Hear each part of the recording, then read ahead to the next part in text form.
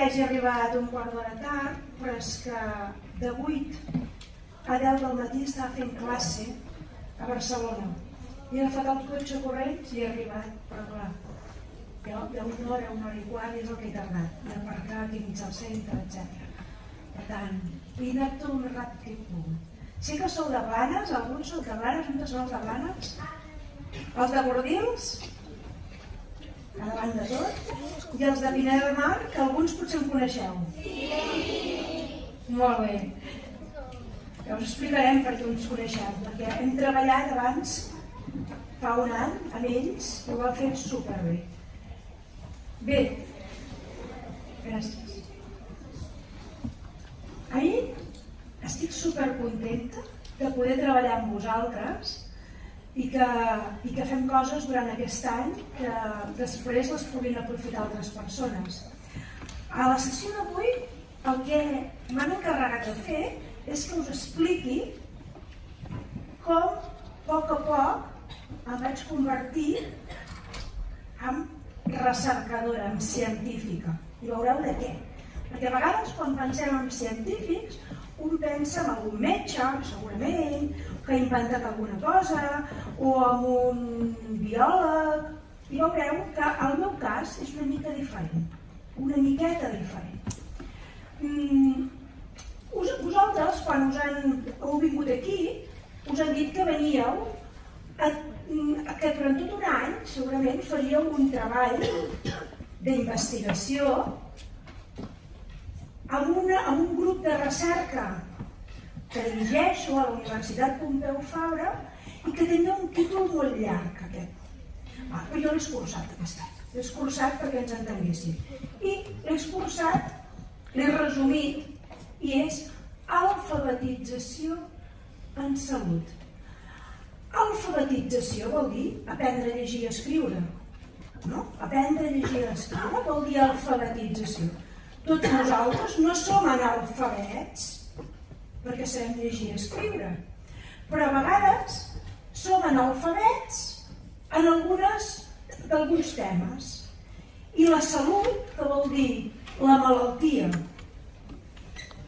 i estar bé, quan estem bé, quan no estem tan bé amb el nostre cos, això també hem d'aprendre a parlar de les malalties i de la nostra salut, i si no sabem parlar i no els entenem, són analfabets.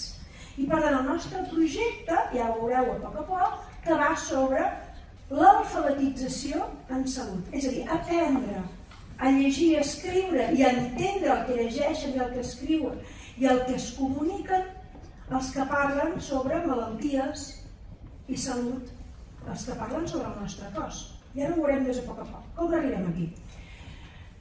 Segur que tots vosaltres alguna vegada us han preguntat als avis o a l'escola o als vostres pares i què voleu ser de grans? O vosaltres mateixos, i què vull ser jo de gran? Jo també m'ho vaig preguntar quan tenia la vostra edat i no ho tenia gens clar. M'agradaria estudiar? Potser sí, vaig pensar, però què? Què puc estudiar si hi ha tantes coses? Què m'agradaria estudiar? Mireu, aquesta d'aquí, la de mà dreta, soc jo de petita. Ai, no, la de mà esquerra vostra, sí, ui, com estem. La de mà esquerra.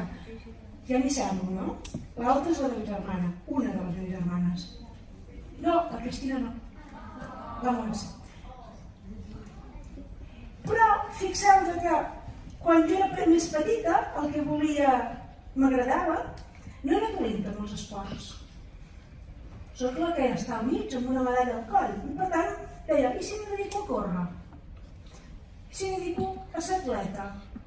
Ai, no ho sé, si m'agrada. Segur que vosaltres també us heu pensat. Ai, si m'hi dedico a ser futbolista? I si m'hi dedico a ser jugadora de bàsquet? I si m'hi dedico a ser patinadora?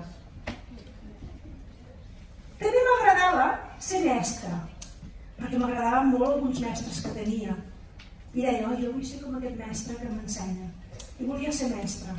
I algunes vegades pensava, i si soc metge? M'agradava molt la medicina també. Segur que vosaltres també teniu alguna d'aquestes idees, però no vaig ser ni metge, ni atleta, ni mestra. I una cosa em va passar que és que un d'aquests mestres un dia va fer una pregunta. I a vegades passa això, que per alguna d'aquestes preguntes t'acabes dedicant al que seràs quan ets gran. I ens va preguntar, quina és l'única cosa que fan les persones i no fa altres animals ni altres éssers vius? Només ho fan les persones. Quina cosa tenim les persones que ens fa diferents, singulars? I tu que vols parlar, digues.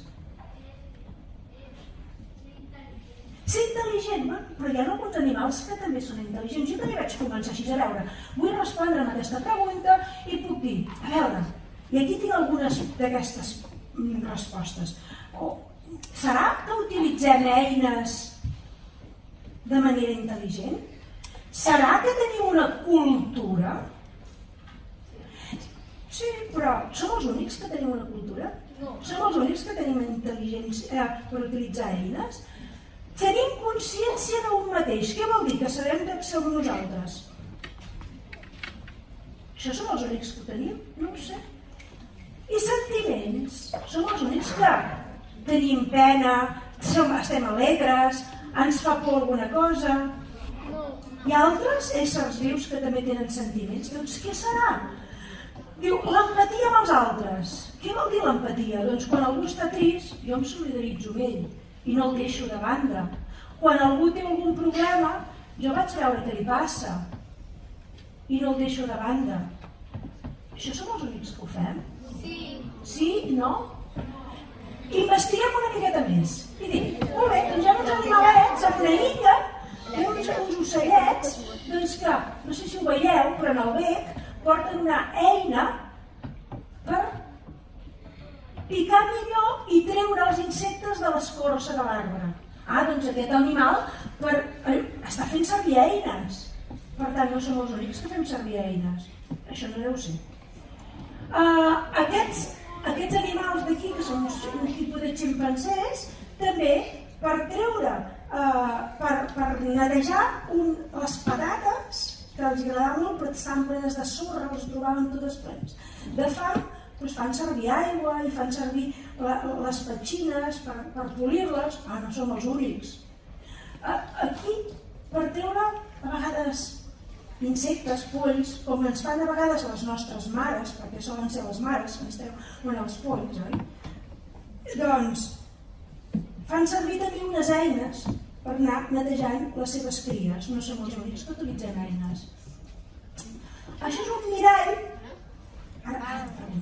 Això és un mirall i aquí se sap per alguns experiments que davant d'un mirall hi ha uns ximpancers que reconeixen ells mateixos, que diuen, ostres, jo sé que jo sóc jo i no és un altre. Això és difícil, no ho fan tots els animals, però alguns ho fan, com nosaltres. També, fixeu-vos, aquests que estan contents, els de la mà esquerra, no, s'estan solidaritzant entre ells, estan molt tristos, no?